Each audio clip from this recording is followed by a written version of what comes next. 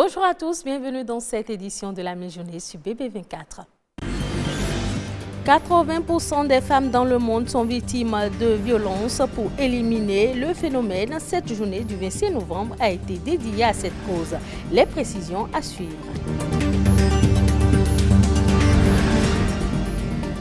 C'est une maladie qui a été sexualisée très tôt vers les femmes. Le cancer du sein touche également les hommes.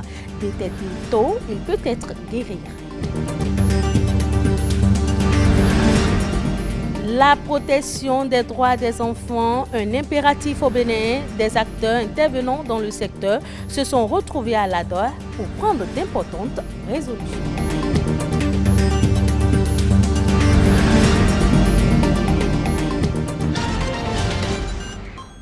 Bienvenue dans ce journal. La communauté internationale a dédié cette journée du 25 novembre à l'élimination des violences faites aux femmes. D'après des enquêtes, 80% des femmes dans le monde entier sont victimes de violences. Les Nations Unies définissent ce phénomène comme tout acte dirigé contre le sexe féminin et causant ou pouvant causer aux femmes un préjudice ou des souffrances physiques, sexuelles ou physiologiques. Immaculée Rundete et Reine Ouira nous donnent plus de détails à travers ce reportage. Une femme sur 3 dans le monde a été victime de violences de tout genre. À la maison, dans la rue, en temps de guerre ou de paix, la violence à l'égard des femmes est l'une des violations des droits humains les plus répandues et la plus persistante dans le monde. Elle demeure également l'une des moins signalées en raison de l'impunité, du silence, de la stigmatisation et du sentiment de honte qui l'entoure. La Journée internationale pour l'élimination de la violence à l'égard des femmes est un moment pour réfléchir, renouveler, amplifier et établir une stratégie pour que les engagements à éliminer la violence à l'égard des femmes deviennent une réalité à l'horizon 2030. Selon l'ONU, plus de 640 millions de femmes âgées de plus de 15 ans ont été confrontées à la violence perpétrée par leur partenaire intime. En une année, près de 210 000 femmes sont victimes de violences conjugales, physiques et sexuelles, mariages forcés, mutilations sexuelles, mais aussi des violences morales, psychologiques, sexuelles et économiques. Dans tous les pays et toutes les cultures, il est important d'agir davantage pour garantir aux femmes, dans toute leur diversité, une vie sans violence ni coercition. Il y a 5 ans, le mouvement MeToo, fondé par l'activiste Tarana Burke en 2006, a pris de l'ampleur et déclenché une mobilisation mondiale, créant un sentiment d'urgence en matière de prévention et d'élimination de la violence à l'égard des femmes et des filles. Depuis lors, une prise de conscience et un élan sans précédent ont vu le jour grâce au travail acharné des activistes de base, des défenseuses et défenseurs des droits humains des femmes et des défenseurs des droits des survivantes dans le monde entier pour prévenir et éliminer la violence à l'égard des femmes et des filles.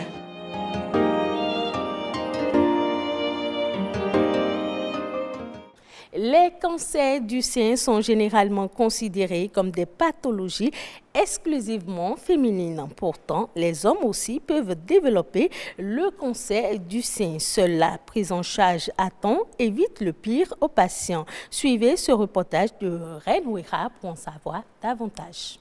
Le cancer du sein chez l'homme existe, est une réalité. Un redoutable tueur silencieux, mais très peu connu. Ici, dans les rues de Cotonou, des habitants n'en ont aucune idée. C'est la première fois que j'apprends ça. Pour moi, c'est qu'il n'y a pas de cancer de sein chez l'homme. Je ne connais même pas les symptômes. Je ne connais même pas ce que c'est. C'est pour la première fois que j'entends ça. Pour moi, c'est le cancer de sein existe chez la femme. Dans les hôpitaux, les spécialistes accueillent bon nombre de patients souffrant de cette pathologie réputée dangereuse. Seulement, le taux des personnes atteintes de cette maladie est faible. On l'observe souvent dans 1 à 4, 6 ou 8%. Ça se manifeste par l'apparition des boules au niveau du sein ou des ganglions au niveau des aisselles ou des sécrétions de couleur ocre ou de couleur marron ou une irritation du mamelon. En ce moment, vous allez consulter un médecin qui va vous demander une mammographie ou une échographie, qui va révéler les nodules suspects. Le médecin va vous faire une biopsie. Une biopsie, c'est le fait d'introduire une petite aiguille pour prélever une partie de cette boule et faire l'examen anatomopathologique. C'est cet examen qui confirme le diagnostic de cancer du sein. Lorsque c'est le cas, il y a d'autres examens complémentaires, à savoir un scanner thoraco-abdominopelvien pour voir si l'extension de cette tumeur dans le sein, c'est-à-dire pour voir si cette tumeur est soit limitée au sein, soit étendue aux autres organes. Même si les hommes développent rarement le cancer du sein, le mal tue. Le savoir et se faire dépister tôt reste la meilleure démarche pour une bonne prévention.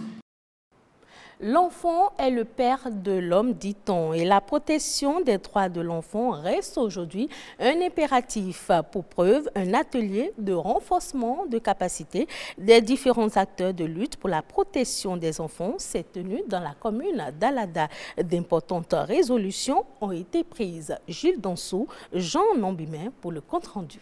La protection des droits de l'enfant, un enjeu majeur. Une contribution de tous est indispensable. Je voudrais donc à ce titre adresser mes sincères remerciements au facilitateur qui a su recourir à ses ressources profondes pour partager suffisamment d'informations avec les membres du CDPE de l'Atlantique et remercier également la Direction nationale de SOS Village d'enfants du Bénin à travers la personne du directeur national pour cette initiative qui a été prise pour accompagner les actions de protection de l'enfant dans le département de l'Atlantique. Le village SOS d'enfants y travaille avec beaucoup d'attention. SOS Village d'enfants, depuis 1987, s'est évertué à changer la vie des enfants qui ont perdu la prise en charge parentale et des enfants qui risquent de la perdre. Aujourd'hui, nous nous occupons de 4500 enfants, des enfants que nous devons prendre en charge, certains à long terme, et nous assurer qu'ils ont des emplois avant qu'ils ne quittent la prise en charge. Et pour pouvoir atteindre nos objectifs, la partition des uns des autres est la bienvenue. La préfecture d'Alada, lieu de rencontre, y attache beaucoup d'intérêt. Au regard du contexte sociologique et des dynamiques sociales, la protection de l'enfant est constamment confrontée à l'émergence de plusieurs problématiques et est, de ce fait, soumise à une multiplicité d'approches multisectorielles de prévention et de prise en charge. Le tout converge vers une enfance heureuse. Instant football dans ce journal avec les échos de la Coupe du Monde. Nous vous proposons de suivre un résumé des matchs de la journée du 24 novembre 2022. Face à la Suisse. Tour d'horizon de l'actualité au plan international, Eco Inter porte la signature de Héloïse Winato.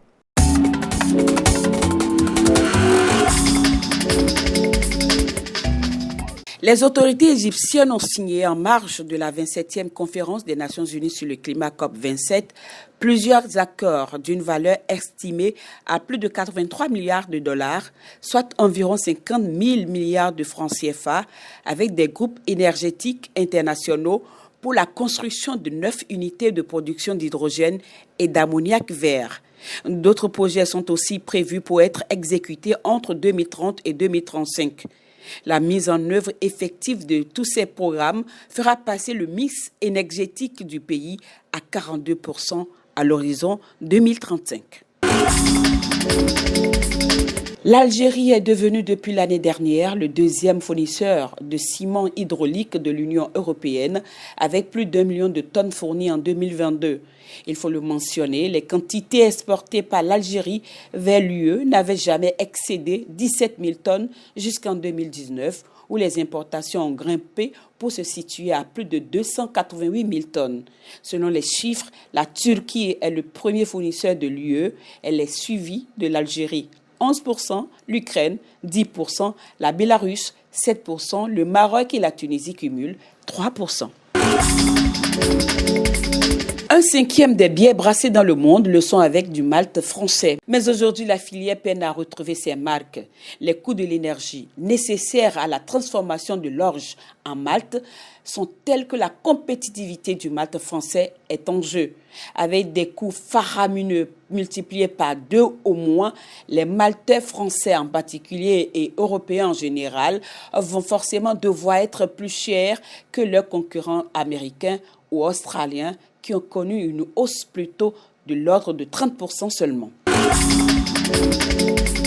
Après Twitter et Meta, l'américain HP licencie à son tour des milliers d'employés. Le fabricant américain d'ordinateurs personnels et d'imprimantes HP a annoncé cette semaine le licenciement de 4 à 6 000 employés d'ici 2025.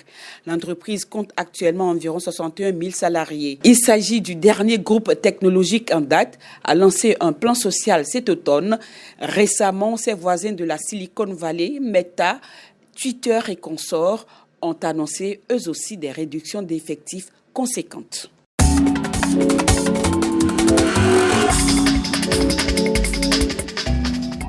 Et ce sera tout pour cette édition. Merci de l'avoir suivi. Retrouvez ce journal sur le site de l'ORTB, www.ortb.pj.